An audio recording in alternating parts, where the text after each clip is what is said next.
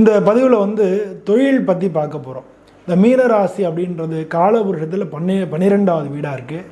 இது ஒரு நீர் ராசி, இது ஒரு உபய ராசி. பொதுவாக இவங்க இந்த மீன ராசி அப்படின்னாலே இந்த உபயராசியாக இருக்கிறதுனாலையும் நீர் ராசியாக இருக்கிறதுனாலையும் இவங்க தொட்டாச்சனிங்கி அப்படின்னு சொல்லலாம். இவங்க உணர்ச்சி வசப்படக்கூடியவங்களாக இருப்பாங்க. எதிலையுமே உணர்வுபூர்வமாக முடிவெடுக்கக்கூடியவங்களாக இருப்பாங்க. அப்படி இல்லாமல் அறிவுபூர்வமாக முடிவெடுத்தாங்கன்னா வாழ்க்கை மிக சிறப்பாக இருக்கும். இவங்களுக்கு பொதுவாக தொழில் அப்படின்னு பார்க்கும் பொழுது இவங்களுக்கு 2ஆம் வீட்டு அதிபதி 6, 6ஆம் வீட்டுக்கு அதிபதி 6, 10ஆம் வீட்டுக்கு அதிபதி 6 அப்படின்றது தான் இவங்களுக்கு தொழிலை பற்றி கணிக்கும். இதில் இந்த ராசியை பொறுத்தவரை ஒரு சிறப்பான விஷயம் என்னென்னா, இவங்களுடைய ராசிநாதன் இல்லை லக்னநாதன் அவரு தான், குரு தான் 10வது வீட்டுக்கும் அதிபதியாக இருக்கார். அதனால் எப்போவுமே இந்த ராசிக்காரங்க தொழில் விஷயங்களில் இல்லை வேலை பார்க்குறதுல மிக சிறந்து விளங்கக்கூடியவங்களாக இருப்பாங்க.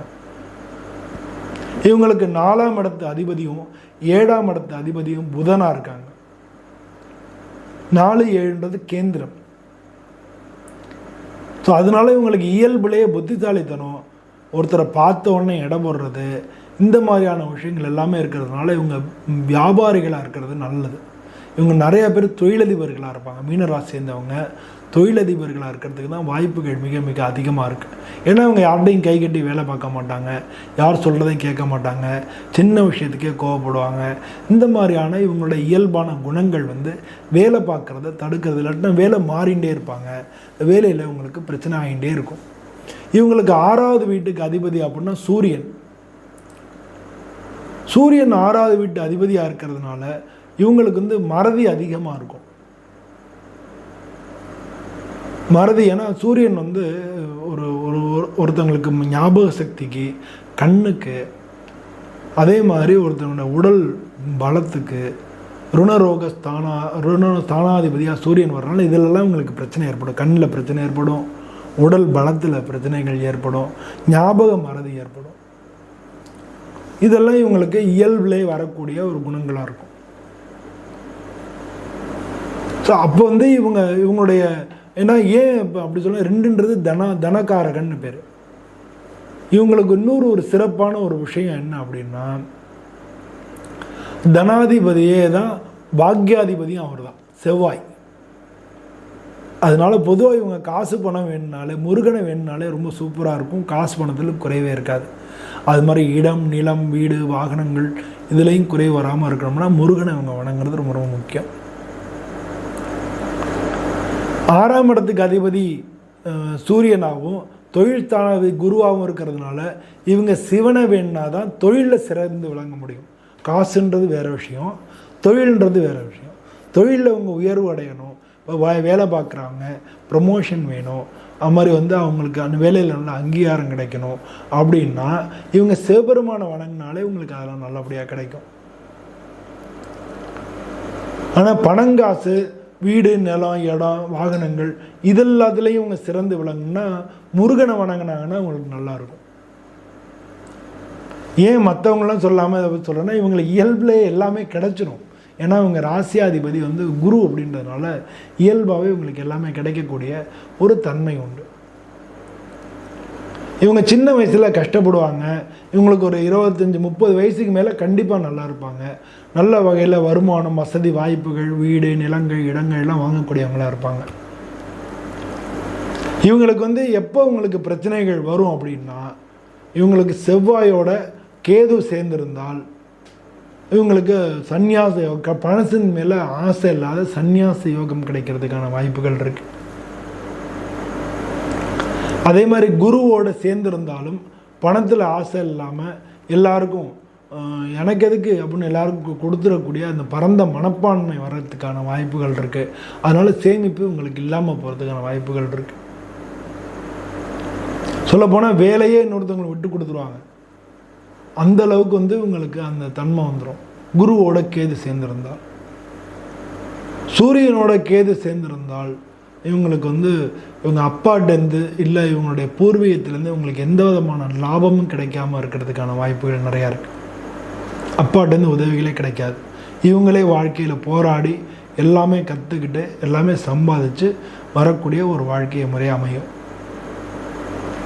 ஆனால் சூரியன் ஆட்சி உச்சம் இந்த மாதிரி இருந்து 2ஆம் இடத்துல சூரியன் இருந்து அதோட கேது இருந்ததுன்னா யோகம். இல்லை சிம்ம ராசியிலேயே சூரியன் இருந்து கூடவே கேது இருந்ததுன்னா யோகம். அதை நீங்கள் புரிஞ்சுக்கணும். வேறு ராசிகளில் சூரியன் இருந்து கேது இருந்ததுன்னா இவங்களுக்கு கஷ்டம்.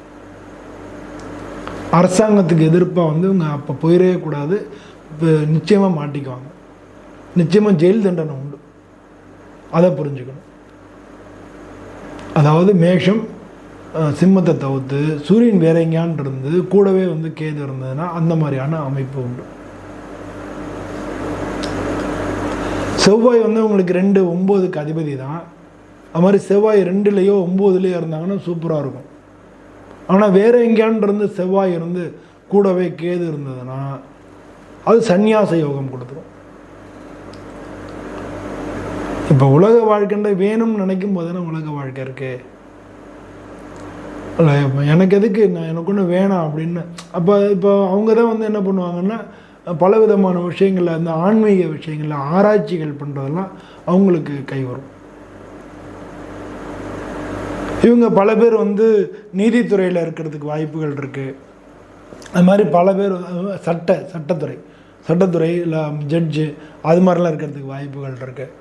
அது மாதிரி பல பேர் கன்சல்டண்ட்டாக இருக்கிறதுக்கு வாய்ப்புகள் இருக்குது. பல பேர் பணங்காசு பேங்கர்ஸு இதெல்லாம் இருக்கிறதுக்கு வாய்ப்புகள் இருக்குது. அதே மாதிரி பிஸ்னஸ் பீப்புள் நிறையா பேர் இருக்கிறதுக்கான வாய்ப்பு, பலவிதமான பிஸ்னஸ் பண்ணக்கூடிய பிஸ்னஸ் பீப்புள் இந்த ராசியில் உள்ளவங்க இருக்கிறது வாய்ப்புகள் இருக்குது. நிலம், இடம், வீடு, மனை, வாகனங்கள் அது கட்டுறது, கான்ட்ராக்டர்ஸு இல்லை பில்டர்ஸு இல்லை ரியல் எஸ்டேட்டர்ஸு இவங்கெல்லாம் இந்த ராசியில் இருக்கிறது வாய்ப்புகள் நிறையா இருக்குது. இதெல்லாம் தாண்டி ஃபிஷரிஸ்லையோ போர்ட் ட்ரஸ்ட்லையோ வேலை பார்க்குறவங்க இந்த ராசியில் இருக்கிறது வாய்ப்புகள் நிறையா இருக்குது.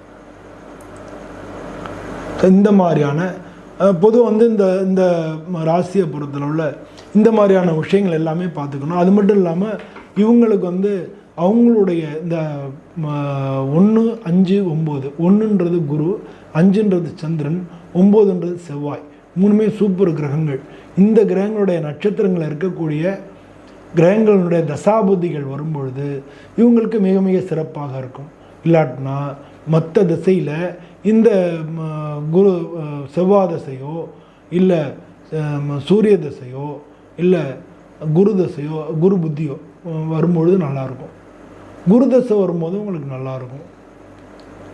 அது மாதிரி சூரிய தசை வரும்போது நல்லாயிருக்கும். அதுமாதிரி செவ்வாய் தசை வரும்போது நல்லாயிருக்கும். பட் மேக்சிமம் உங்களுக்கு அது பிற்காலத்தில் தான் வரும் இந்த ராசியில் உள்ளவங்களுக்கெல்லாம்.